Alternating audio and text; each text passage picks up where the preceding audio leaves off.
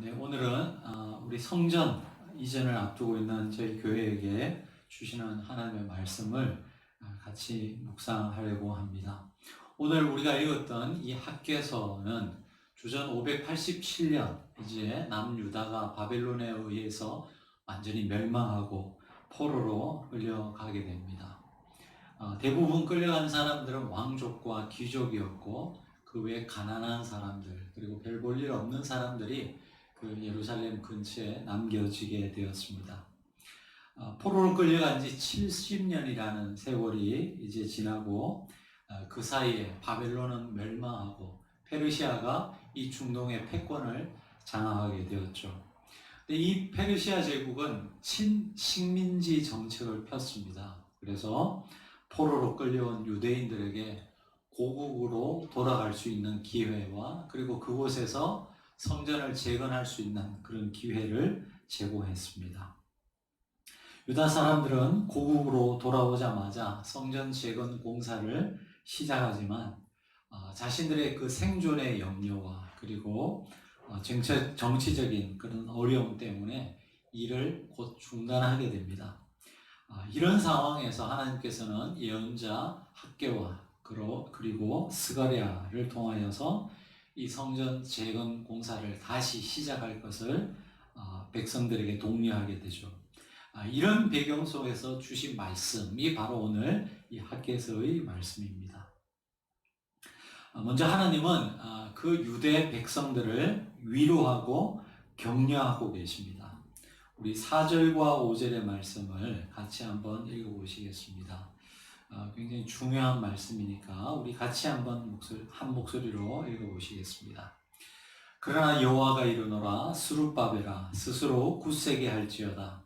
여호사닥의 아들 대제사장 여호수아야 스스로 굳세게 할지어다. 여호와의 말이니라. 이 땅 모든 백성아 스스로 굳세게 하여 일할지어다. 내가 너희와 함께하노라. 만군의 여호와의 말이니라.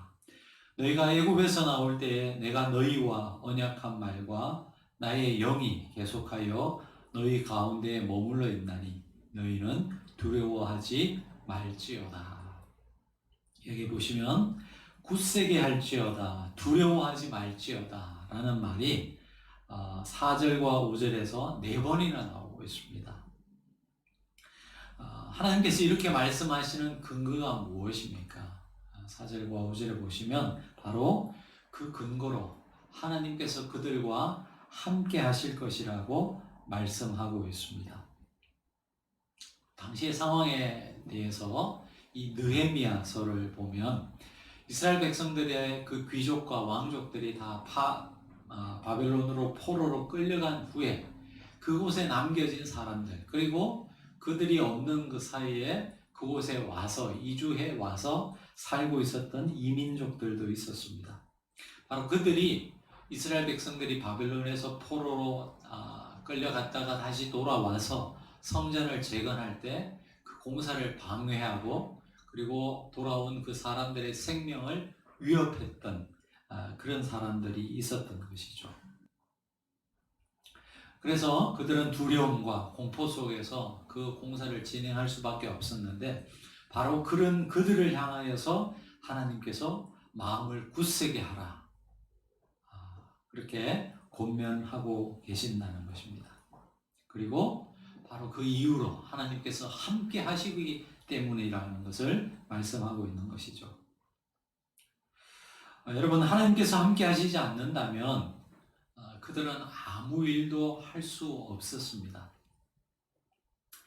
저는 우리 성전 이전을 생각하면서 저희 교회에게 주시는 하나님의 말씀이라고 생각합니다. 여러분 우리가 교인들이 많아서 그리고 재정이 풍족해서 우리가 이전을 생각할 수 있는 그런 상황이 되지 못합니다. 우리의 모습을 보면 여기서 도무지 불가능한 그런 일이라는 것을 고백할 수밖에 없습니다. 하지만 그런 우리를 향하여서 내가 너희와 함께 하겠노라 말씀하시는 주의 이 말씀을 들을 수 있기를 바랍니다. 이것이 바로 우리 교회가 가질 수 있는 소망인 것이죠. 이 하나님을 향하여서 우리 온 교우들이 함께 부르짖기를 원합니다. 그때 하나님께서 우리와 함께 하신다는 사실, 그리고 그 하나님이 우리의 힘이라는 사실을 우리는 고백하게 될 것입니다. 지금까지의 과정을 살펴보더라도 우리는 이런 고백을 하지 않을 수 없습니다. 남은 과정도 하나님께서 우리의 삶을 인도해 주실 줄로 믿고 그렇게 기도했으면 좋겠고, 그래서 우리가 이 성전 이전을 다 마치는 날, 이 일은 우리가 한 것이 아니라 하나님께서 하셨노라고 우리 모두가 그렇게 고백할 수 있었으면 좋겠습니다. 자, 그러면서 하나님께서 8절의 말씀을 말씀하고 계십니다. 8절의 말씀 제가 봉독해 드리겠습니다. 은도 내 것이요 금도 내 것이니라, 만군의 여호와의 말이니라. 왜 하나님께서 이스라엘 백성들에게 이 말씀을 하셨을까요? 아마도 여러 가지 의미들이 있었을 것입니다. 먼저는 이 성전에 그들이 지으려고 했던 그 성전의 화려함이 하나님을 기쁘시게 하는 것은 아니라는 사실입니다. 여러분, 아마 여러분들이 지금까지 살아오면서 본 아름다운 성전들이 많이 있을 겁니다. 여러분, 저기 바티칸에 가면 성 베드로 성당이 있죠. 그리고 터키에 가면 성 소피아 성당이 있습니다.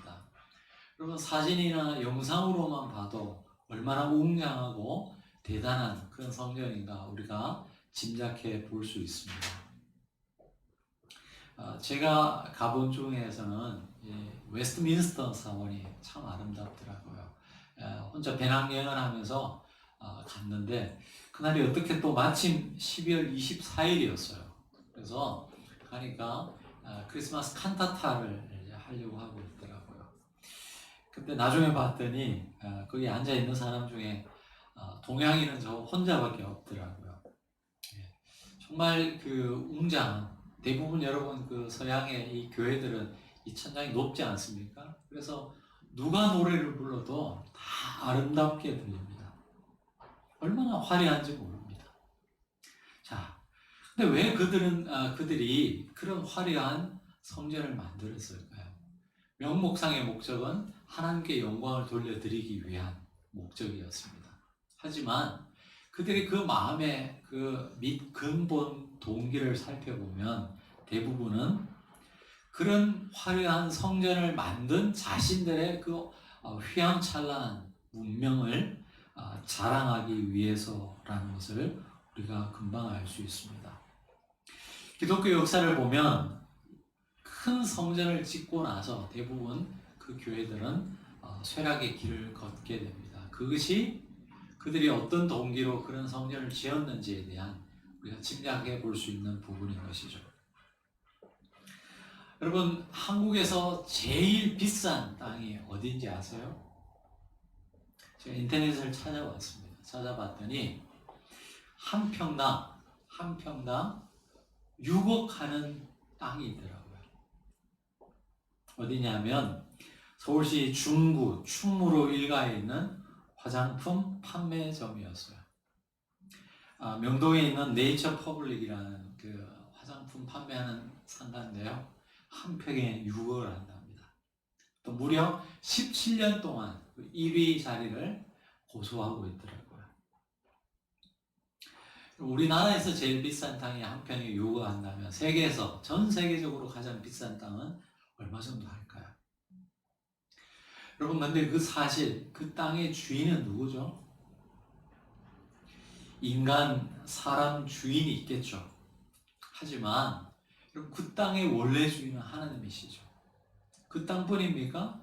우리가 살고 있는 이 대한민국이라는 땅, 나아가서 이 지구 전체, 더 나아가서 우주 전체가 하나님의 것입니다. 제가 왜 이런 말씀을 드리느냐 하면, 우리가 인간이 아무리 화려한 금과 보석으로 성전을 지은들, 여러분, 그것이 얼마나 하나님께 의미가 있고 또 하나님을 기쁘시게 하는 것이겠습니까? 은도 주님의 것이요 금도 원래부터 주님의 것인데, 그분께서 아무리 금이나 은으로 성전을 만든들 그것이 그분의 기쁨이 되겠습니까? 금이나 은이 왜 비쌉니까? 여러분, 희소성 아니겠습니까? 희소성. 만약에 저 바다의 모래가 다 금이라면 금이 금이겠습니까? 마치 우리가 생각할 때는 그렇게 화려한 성전이라 할지라도 하나님 입장에서 보면 어쩌면 똑같다라고 하는 것을 말씀드리고 싶은 것입니다. 하나님께 중요한 것은 그 성전의 크기나 화려함이 있는 것이 아니라는 것이죠. 왜냐하면 은도 주님의 것이요 금도 주님의 것이기 때문에 그렇습니다. 자, 우리 교회에 이 말씀을 한번 적용해 보았습니다. 이번 이전 이 과정이 주님을 경험하는, 우리 온 성도들이 주님을 경험하는 그런 과정이 되었으면 좋겠다. 늘 그런 마음을 갖고 기도하고 있는데요. 여러분, 하나님은 돈이 없어서 일하지 못하시는 분이 아니십니다. 우리가 돈이 없는 거지, 우리가 물질이 부족한 거지, 하나님께 그런 부족함은 없습니다. 중요한 것은 우리가 왜 이 일을 하려고 하는지, 이 일에 대한 당위성이라는 것이죠. 우리가 교회를 이전해서 무엇을 하며 어떻게 교회를 세워가면서 세상을 섬길 것인가. 그 부분에 대해서 여러분 하나님께서 주시는 그런 마음 우리가 가진다면 여러분 얼마든지 우리는 당당하게 하나님 앞에 간구할 수 있을 것이고 하나님께서 또한 채워 주실 수 있을 것입니다. 저는 교회 공간을 굉장히 중요하게 생각하는데요. 특별한 공간에 가면 어떤 공간에 가면 고개가 숙여지고 또 마음 깊숙한 곳에서 기도하고 싶은 마음이 오는 그런 공간들이 있습니다. 그런 것을 느끼면 그 교회 교인들이 얼마나 이곳에서 기도했는지 그리고 그러한 장소로 꾸미기 위해서 땀 흘리며 그곳을 가꿨는지를 느낄 수 있는 것이죠. 저도 교회를 이전하면 그런 공간을 꾸미고 싶습니다. 근데 우리가 가는 그 공간이 넓어서 어느 한편에는 그런 공간을 꾸미고 또 어느 한편에는 세상을 섬기는 지역을 섬기는 공간으로 꾸미고 이러면 얼마나 좋겠습니까? 근데 저희들에게 허락된 공간은 딱 54평, 55평밖에 되지 않습니다. 한편으로는 좀 서글프죠. 이 넓은 땅 위에 우리 교회를 위해서 주어진 공간이 딱 55평밖에 안 된다는 것 생각하면 한편으로 서글프기도 하지만 정말 또 생각해보면 그런 공간이라도 우리에게 주어진 것 자체는 너무나 큰 은혜다라는 것을 생각해 봅니다. 자, 그럴 때 여러분 제한된 공간을 우리가 어떻게 사용해야 되겠습니까? 우리 교인들이 원하는 우리 교인들을 위해서 여러분 공간으로 꾸며도 좋겠지만 저는 먼저는 우리 교회의 존재 목적이 세상을 위한 교회라면 세상을 위한 그런 공간으로 먼저 꾸미고 싶습니다. 물론 주일에는 우리가 예배 장소로 당연히 꾸미고 예배 드릴 수 있는 공간으로 만들어야 되겠지만 월요일부터 토요일까지 주중에는 우리가 그 공간을 세상을 섬기는 공간으로 채워가고 싶은 마음이 있습니다. 왜냐하면 주님께서 이 땅에 오실 때 높고 높은 하늘 보좌를 떠나서 이 땅에 오셨습니다. 주님께서 우리에게 하신 좋은 아름다운 말씀들, 생명의 말씀들이 있지만 사실은 그분께서 육신의 몸을 입고 이 땅에 오셨다는 그 자체, 그 영원하신 하나님께서 한 인간의 몸에 자신을 제한하셨다는 그 성육신 그 자체가 우리에게 가장 큰 메시지라는 것을 우리는 기억합니다. 마찬가지로 우리가 교회 이전을 해서 그 교회를 통해서 세상을 섬기는 이러저러한 일들을 많이 할 수 있지만 그 교회 공간 자체를 우리가 어떻게 꾸미느냐 하는 것은 그 지역 주민들에게 가장 강력한 메시지가 될 수 있습니다. 우리 마음대로 우리가 원하는 대로 꾸미고 싶지만 그 공간을 지역 주민들을 위해서 꾸민다면 그 자체가 여러분 그 주민들에게는 상당한 메시지가 될 것입니다. 그런 당위성이 우리에게 있다면 여러분 은도 내 것이요 하나님께는 금도 내 것이라고 말씀해 주셨습니다. 그 풍성한 하나님께 우리가 당당하게 간구할 수 있는 것이죠. 그것을 기억했으면 좋겠습니다. 마지막 이 말씀을 하시면서 약속의 말씀을 주고 계신데요. 우리 9절의 말씀입니다. 우리 이 9절의 말씀 굉장히 중요한 말씀인데 같이 한번 읽어보시겠습니다. 이 성전의 나중 영광이 이전 영광보다 크리라.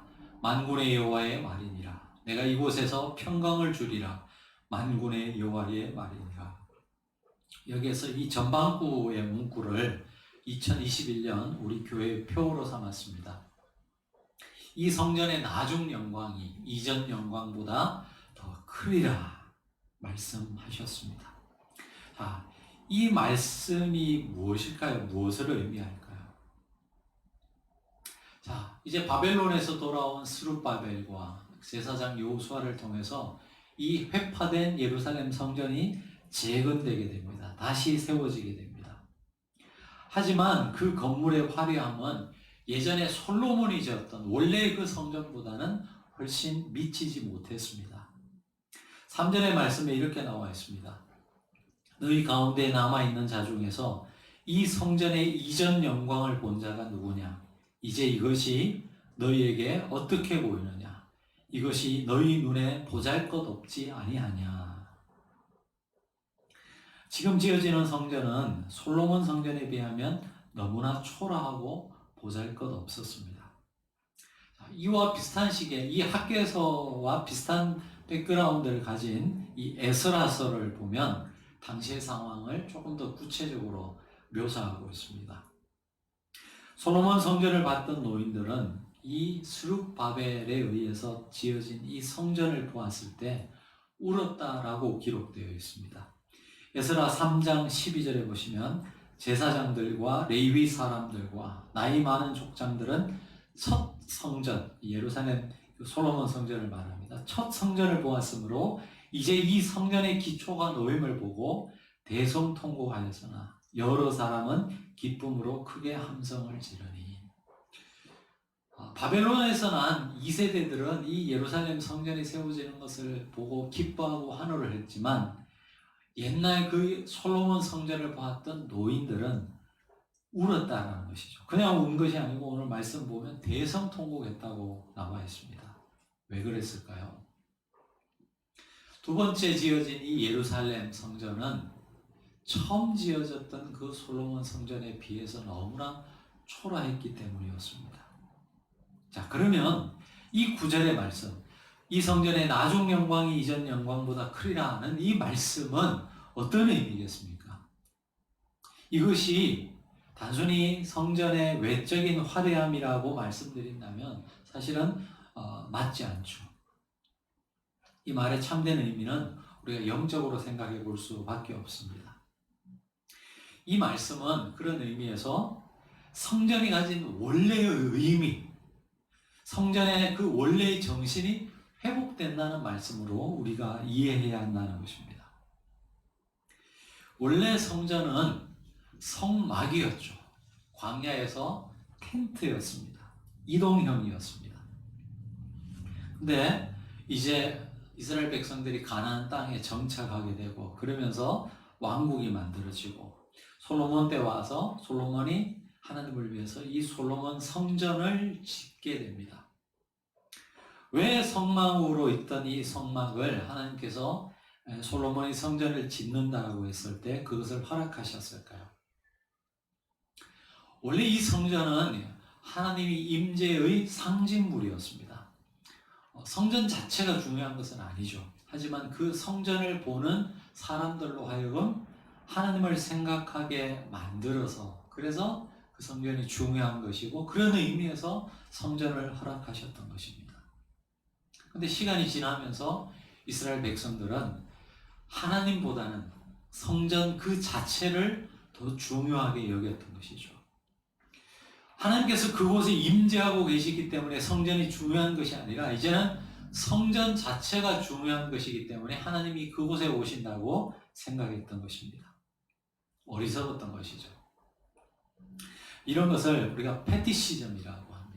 패티시즘이라는 단어 여러분 들어보셨을 텐데 원래 종교학에서 나오는 단어입니다. 어떤 사물에 집착하는 것을 의미하는 것입니다. 예를 들어서 이런 것이죠. 여러분, 사막에서 가장 중요한 것은 물입니다. 물은 다이아몬드보다 금보다 더 중요한 것이죠. 사막에서. 그래서 그 물을 굉장히 귀히 여길 수밖에 없습니다. 자, 근데 어떤 사람이 그 물을 가지고 사막을 나왔어요. 초원에 가니까 널린 게 물이에요. 자, 그때는 물이 어떻게 되죠? 그냥 물이죠. 마셔버리면 없어지는 물입니다. 근데 그 사막을 나왔음에도 불구하고 그 물이 중요하다고 그 물에 집착하는 것, 그것이 바로 패티시즘이라는 거예요. 마치 이스라엘 백성들이 그랬다는 것이죠. 성전보다 그 성전에 임하 계신 하나님의 영광이 중요한 것이었는데 그 하나님의 영광은 어디 간데없고 성전만 붙들고 있는 그런 모습을 보았던 것이죠. 바로 이런 이들에게 다시 성전의 참 의미를 회복하게 하시겠다는 것, 그것이 오늘 이 말씀의 참된 의미라는 것입니다. 이 성전의 나중 영광이 이전 영광보다 크리라. 이 약속의 말씀을 이스라엘 백성들에게 하고 계신 것이죠. 저는 여러분 이 성전 이전을 우리가 진행하면서 참된 성전의 의미에 대해서 우리 온 광야의 교회 성도들이 함께 생각해 볼 수 있었으면 좋겠습니다. 여러분, 특별히 이 코로나 때문에 우리가 계속해서 눈에 보이지 않는 성전을 강조하고 있습니다. 자, 여러분, 눈에 보이지 않는 성전, 참된 성전, 여러분 한 사람 한 사람, 성령이 임하시는 여러분 한 사람 한 사람의 그 삶이 성전이라는 사실, 그리고 여러분이 거하는 그 여러분의 가정이 성전이라는 사실, 이러한 새로운 성전의 의미, 아니죠. 새로운 성전의 의미가 아니고 본래 의미의 이 성전의 의미를 여러분 꼭 기억하실 수 있었으면 좋겠고, 그 성전을 세우는 일에 여러분 최선을 다하시기 바랍니다. 특별히 코로나로 인해서 우리가 이 온라인 예배를 드릴 수밖에 없는 이런 상황에서 저는 여러분 가정에서 예배 드릴 때 굉장히 중요한 자녀들에게 교육의 기회가 된다고 생각합니다. 여러분 집에서 다른 성도들이 보지 않는다고 해서 그냥 아무렇게나 편하게 그렇게 예배 드리지 마시기 바랍니다. 시간 이전에, 여러분 예배 시간 이전에 예배를 준비하시면서 기도하시기 바랍니다. 그리고 복장을 단정히 하시고, 그리고 예배 드릴 때는 마치 이 성전에 앉아서 예배 드리느냐, 여러분 그렇게 예배를 드려보시기 바랍니다. 여러분 아이들에게 뭐라 말할 필요 없습니다. 여러분이 진실한 예배자로 그 예배를 드리는 그 모습 자체가 우리 아이들에게 굉장히 중요한 교육의 기회가 될 것입니다. 여러분의 그런 예배 드리는 모습을 보면서 아이들이 어떤 생각을 하겠습니까? 야, 우리 엄마 아빠는 진짜구나. 하나님이 눈에 보이지는 않지만 그분 앞에서 예배 드리는 분들이구나 라는 것이 여러분 그대로 여러분 아이들에게 전달될 것입니다. 이스라엘 민족에게 성전을 세우는 일은 몇몇 사람들만의 일은 아니었습니다. 그 이스라엘 공동체 전체의 일이었습니다. 그리고 이 성전 재건을 통해서 바벨론 포로에서 돌아온 그들의 신앙은 한층 더 성숙할 수 있었던 기회였을 것입니다. 그래서 그들은 성전이 지어지는 모습을 보면서 하나님이 그들과 한다는 사실을 누구보다도 현실적으로 알게 되었고, 다시 찾은 이 성전을 통해서 민족적 정체성을, 신앙인의 정체성을 그들은 가질 수 있었던 것이죠. 저도 개인적으로 이런 경험이 있습니다.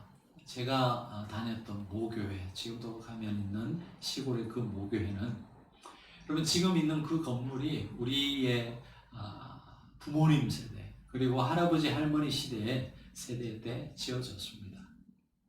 그분들이 하시는 이야기들을 여러 번 들었습니다. 여러분 예전에는 지금처럼 돈만 주면 중장비가 와서 건물 틀을 닫고 건물을 짓는 그런 시대가 아니었습니다. 성도들 한 분 한 분이 여러분 그 냇가에 가서 모래를 퍼나르고 돌멩이 자갈을 나르면서 그 털을 다지고, 그럼 그때는 또 다 시멘트를 직접 이겨가면서 벽돌을 만들고, 그런 벽돌을 쌓아서 만들어진 교회가 지금의 교회라는 사실을 이야기 들었습니다. 그 이야기를 들었을 때 그 자녀들이 그 이야기를 듣고 그 성전을 바라볼 때 어떤 생각을 가졌었겠습니까? 돈만 주어지면 뚝딱 세워지는 그런 건물이 아니라, 저 건물은 바로 우리 아버지 어머니, 우리 할아버지 할머니들이 피와 눈물을 흘리면서 지었다는 그런 성전이라는 사실을 기억하지 않았겠습니까? 그리고 그러면서 그 건물에 대한 애착과 사랑을 가지게 된 것이죠. 그런 의미에서 여러분, 우리가 이 성전 이전을 준비하는 과정 속에 여러분 자녀들에게 이런 이야기들을 해주시고 같이 기도하자고 권면하시기 바랍니다. 여러분, 가능하다면 그 어린 아이들에게도 정말 이런 성전을 위해서 기도하고 또 함께 애쓸 수 있었으면 좋겠습니다. 그러면 그 아이들에게 정말 평생에 여러분 나의 교회라는 곳이 어떤 교회인지에 대한 그러한 평생의 신앙 고백, 바로 자산을 가지게 될 것입니다. 여러분, 말씀을 맺겠습니다. 가정이 우리 마음의 고향이라면 교회는 우리 영혼의 고향입니다. 그런데 이 시대에 이런 고향을 잃어버린 사람들을 저는 너무나 많이 봅니다. 너무 안타까운 일이죠. 교회 다니는 신앙인들을 보시기 바랍니다. 물론 많은 경우 내 교회가 있습니다만은 진짜 마음에서 우러나는, 이 교회는 정말 내가 땀 흘리고 내가 내 청춘을 바친 그런 교회, 그래서 이 교회는 나의 교회다라고 하는 그 마음의 고향, 영혼의 고향을 가진 그런 사람들은 얼마나 될까 생각해 봅니다. 교회가 너무 많다 보니까 이 교회에서 마음에 들지 않으면 또 옮겨버려요. 또 그 교회에서 마음에 안 들면 또 옮겨버립니다. 평생 그렇게 돌아다니면서 고향 없이 살아가는 사람들이 참 많이 있습니다. 저는 우리 광야의 교회 성도들, 이 광야의 교회가 여러분의 영혼의 고향이 될 수 있었으면 좋겠습니다. 그리고 그 영혼의 고향을 여러분 자녀들에게 물려줄 수 있었으면 좋겠습니다. 그래서 이 광야의 교회를 통하여서 정말 잃어버린 영혼들이 다시 돌아오고 이 영혼의 고향을 찾으면서 하나님을 더욱더 알아가는 그러한 교회로서 자리매김해 갈 수 있었으면 좋겠습니다. 기도하시겠습니다. 하나님 아버지, 영혼의 고향을 잃어버린 수많은 사람들을 봅니다. 자신이 땀 흘리지 않고 기도의 씨앗을 뿌리지 않았기 때문에 그 교회에 대한 애착을 잃어버리고 마음에 들지 않으면 언제든지 쉽게 옮겨버리는 그런 사람들이 너무나 많이 있습니다.